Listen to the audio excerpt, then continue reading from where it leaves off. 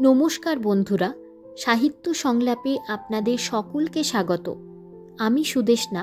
আজ আপনাদের শোনাব কবি জীবনানন্দ দাশের লেখা বনলতা সেন কবিতাটি। হাজার বছর ধরে আমি পথ হাঁটিতেছি পৃথিবীর পথে, সিংহল সমুদ্র থেকে নিশীথের অন্ধকারে মালয় সাগরে। অনেক ঘুরেছি আমি বিম্বিসার অশোকের ধূসর জগতে, সেখানে ছিলাম আমি আরো দূর অন্ধকারে বিদর্ভ নগরে। আমি ক্লান্ত প্রাণ এক, চারিদিকে জীবনের সমুদ্র সফেন।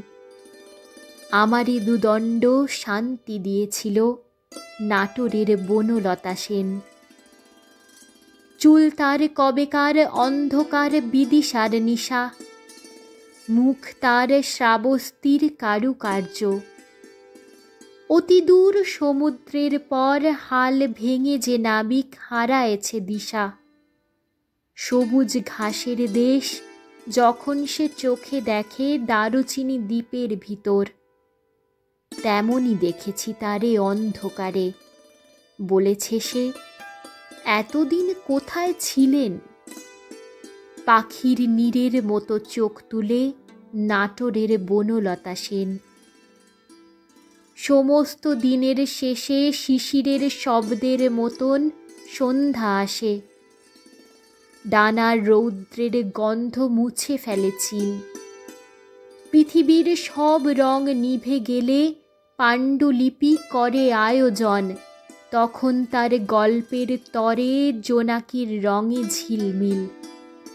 সব পাখি ঘরে আসে, সব নদী ফুরায় এ জীবনের সব লেনদেন। থাকে শুধু অন্ধকার, মুখোমুখি বসিবার বনলতা সেন। আজ এ পর্যন্তই। এতক্ষণ শুনলেন কবি জীবনানন্দ দাশের লেখা বনলতা সেন কবিতাটি। আশা করি আমার কবিতা পাঠ আপনাদের ভালো লেগেছে। এরকম আরও নতুন নতুন কবিতা ও গল্প শুনতে প্লিজ আমার চ্যানেলটিকে লাইক, শেয়ার ও সাবস্ক্রাইব করুন।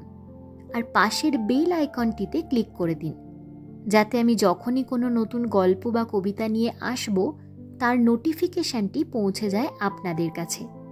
সকলেই কমেন্টে মতামত জানাবেন। ধন্যবাদ।